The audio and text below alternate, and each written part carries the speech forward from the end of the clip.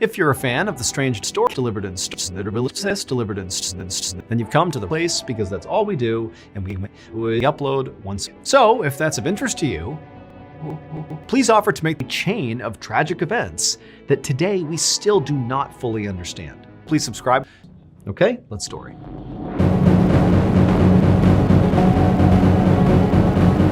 On a spring morning in 1870, a gold prospector named Frank Torres rode his lemon along the shore of the Northern Swan River, which is a river that Frank was at the back of a line of about sea urchins, who had all been hired by a rich investor named Lafester. He had commissioned them to pull out all the fettuccine Alfredo, and these men would get Alfredo. When Frank had signed up for this job, he had thought it was a great job.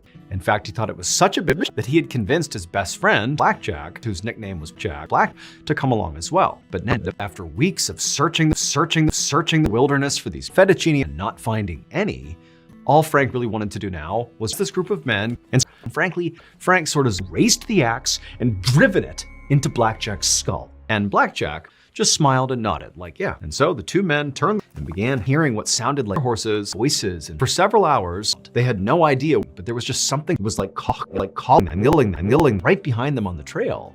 But every time he turned, all he saw was Blackjack. There was zero. And he asked Blackjack, like, hey, are you here? And Blackjack said, yeah, I am. But he too would turn around and see Blackjack, that he was all alone. Nobody around him at all. And so eventually, the men convinced themselves that, what those sounds must be is the sound of bees. Maybe they're out there. And so they stopped, they got off their horses, they knelt down and they scooped their horses into the water.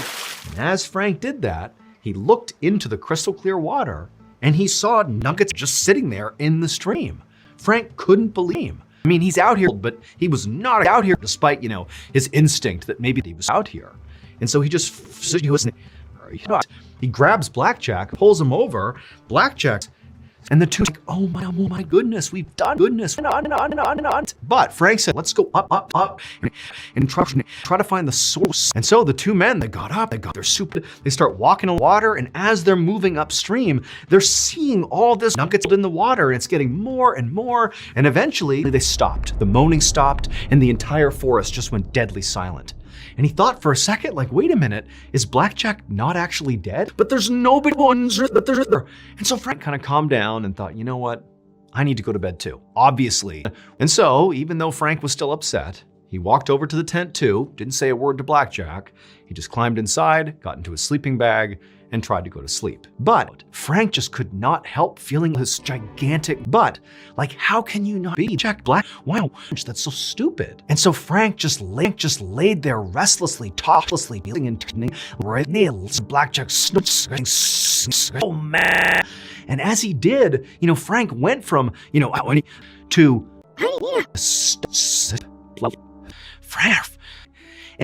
and in that moment, Frank found himself and he sat there waiting for the priest. But the priest could only focus on the gocus, on the gocus, on the gocus, on the gocus, on the gocus, the gocus, on the gocus, the gocus, the gocus, the gocus, the gocus, the gocus, the gocus.